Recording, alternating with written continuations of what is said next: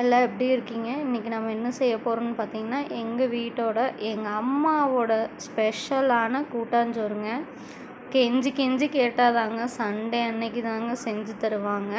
வாங்க எப்படி செய்யலான்னு பார்க்கலாம். இதுக்கு ஒரு மிக்ஸி ஜார் எடுத்துக்கோங்க. ஒரு 5 பல் பூண்டு, ஒரு இன்ச் இஞ்சி எடுத்துக்கோங்க. ஒரு 3 வரமிளகா எடுத்துக்கோங்க. இது வந்து காரத்துக்கு தகுந்த மாதிரி நீங்கள் போட்டுக்கலாம்.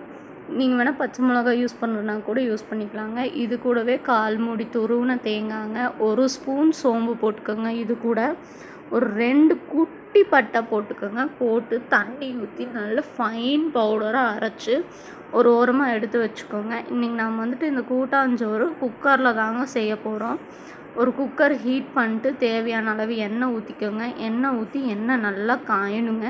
எண்ணெய் நல்லா காஞ்சதும் கடுகு போட்டுக்கோங்க. நான் 2 பெரிய வெங்காயம் நீளமாக நறுக்கி வச்சுருக்கேங்க. அதையும் போட்டுட்டு இது கூடவே வந்துட்டு கொத்தமல்லி கருவேப்பிலை போட்டு நல்லா வதக்குங்க. வெங்காயம் வந்துட்டு நல்லா கண்ணாடி பதம் வதங்கி வரணுங்க. ஒரு 2 வதக்குங்க. இது கூடவே வந்துட்டு நான் ஒரு மீடியம் சைஸ் தக்காளி வந்துட்டு கட் பண்ணி வச்சுருக்கேங்க. தக்காளியும் போட்டு தக்காளி நல்லா வதங்கி வரணுங்க. அந்த வெங்காயம் தக்காளி எல்லாம் மசிஞ்சு வரணுங்க. அப்போ தாங்க இது வந்துட்டு டேஸ்ட்டாக இருக்கும். இந்த அளவுக்கு தக்காளி நல்லா வதங்கி வந்ததையும் நான் ஒரு 2 கேரட், 4 பீன்ஸு, கொஞ்சம் சோயா வந்துட்டு சுடுதண்ணியில் ஊற வச்சு எடுத்து வச்சுருக்கேங்க. அதையும் இது கூட போட்டுக்கலாங்க. போட்டு நல்லா வதக்குங்க. அது வந்துட்டு அந்த வெங்காயம் தக்காளி கூட இந்த காய்கறியெல்லாம் நல்லா மிக்ஸ் ஆகி வரணுங்க. இப்போ இது கூட 1 ஸ்பூன் மஞ்சள்தூள், 1/2 ஸ்பூன் வீட்டு மிளகாத்தூள். இதுக்கு வந்துட்டு வீட்டு மிளகாத்தூள் போட்டால் தாங்க நல்லாயிருக்கும். தனி மிளகாத்தூள் அந்த அளவுக்கு டேஸ்ட் வராதுங்க. இப்போ அரைச்சி வச்சுருக்கிற பேஸ்ட்டையும் போட்டு நல்லா மிக்ஸ் பண்ணுங்க. மிக்ஸ் பண்ணிட்டு அந்த மீதி இருக்குல்லங்க, அந்த மிக்ஸி ஜாரை கழுவி இதில் ஊற்றிக்கோங்க. ஊற்றிட்டு இதையும் மிக்ஸ் பண்ணி இது வந்து நல்லா பச்சை வாசனை போகணுங்க. எண்ணெய் வந்துட்டு நல்லா திரிஞ்சு வரணும். திரிஞ்சு வர்ற அளவுக்கு நல்லா வதக்கிட்டு இப்போ வந்துட்டு இது கூட தேவையான அளவு சால்ட் போட்டு நல்லா மிக்ஸ் பண்ணிக்கோங்க.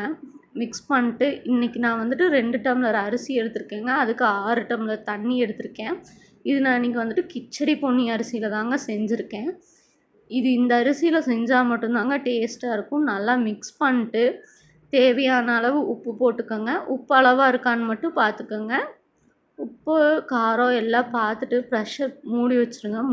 மூடி ஒரு 5 விசில் வந்தது இறக்குனிங்கன்னா நம்மளோட கூட்டாஞ்சோறு இப்படி தாங்க இருக்கும்.